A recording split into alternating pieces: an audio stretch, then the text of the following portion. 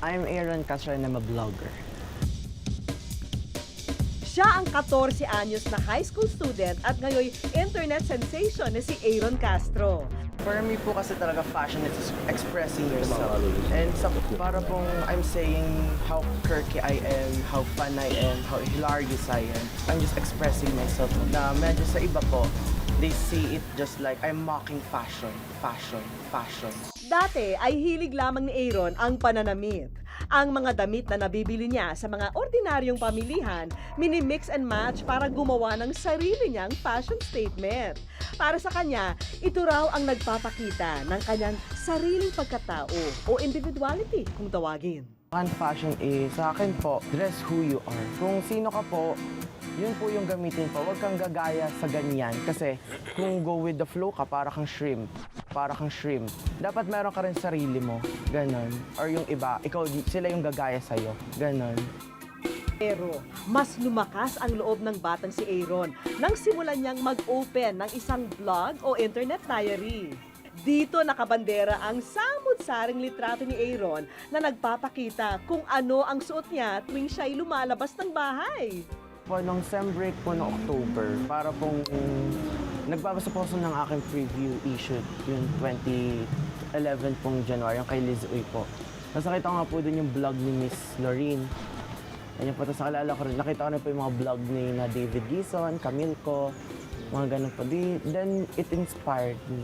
Ngayon, umaabot na sa halos 2,000 kada araw ang nagbubukas ng kanyang blog site para makita ang kanyang mga post. Nung nag-vlog po ako, that's the time na naging conscious na po ako sa fashion ko. Yung di pa po ako nagbablog, I usually go out na lang po wearing jeans, baggy jeans pa nga po minsan, loose shirts or fitted shirt. Hello po, welcome po sa aming bahay. Tuloy po kayo. Ito po yung mom ko po, tapos yung little sister ko po, yung naka-blue po. Tapos dito po sa room na to, dito po yung mga damit ko po, tsaka yung mga prized possession.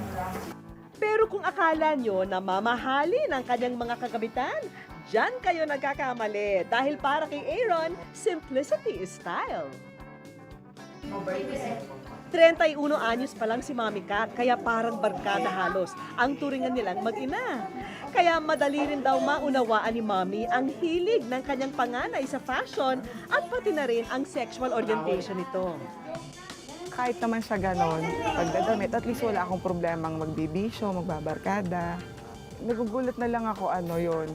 Kasabi niya sa akin na, Mami, may nag-email sa akin o kaya lalabas ako sa dyaryo.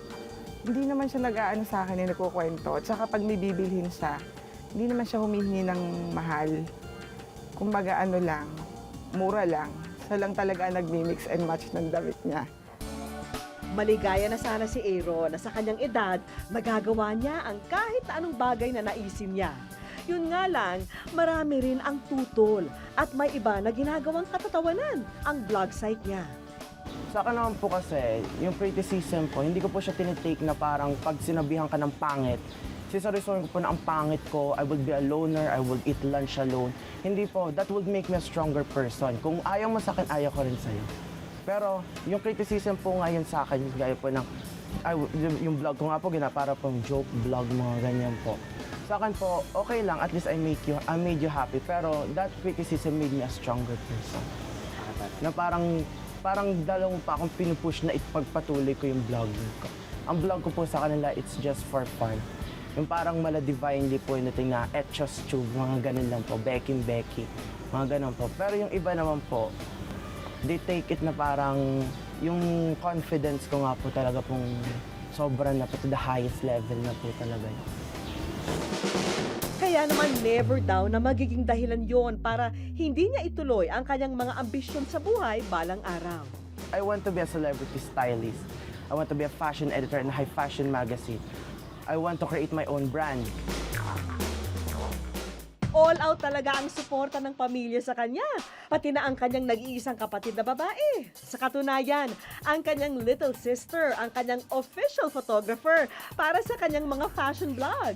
At sa kanyang fashion shoot, pilit na kinukuha ni Aaron ang posing at style ng mga nakikitang stylist at celebrity sa internet. Pero syempre, una sa listahan niya ang kanyang mga idolo tulad na lamang ng magkapatid na Liz at Laureen Uy. Gusto ko po si Laureen at si Liz kasi parang sa akin po sila po talaga yung Diyosa ng fashion sa Philippines. Sila po talaga yung risk taker na kaya nilang magsuot ng panlalaking damit, polo, na lalabas sila going to a premiere night.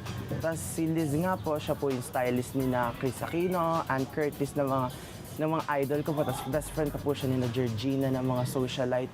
Bukod sa mga ambisyon niyang mapabilang sa fashion industry, pangarap din ni Aaron na makilala at makasalamuha si Liz Uy.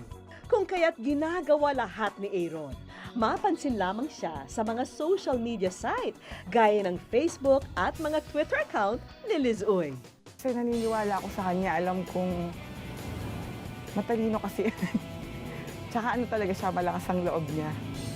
Then wala kaming alam, di ko nga alam yung mga vlog-vlog niya yun eh. Nagugulat na lang ako na tuwing gabi nag-upload, tinitingnan yung mga pictures, yung pala vlog niya yun. Tapos nagulat na lang ako, siya daw ay nag-trending sa Twitter.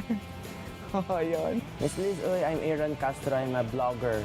And I'm a really big fan of yours, even your brother and your sister. I'm a member of Unlimited, and I really, really want to meet you and stay connected with you.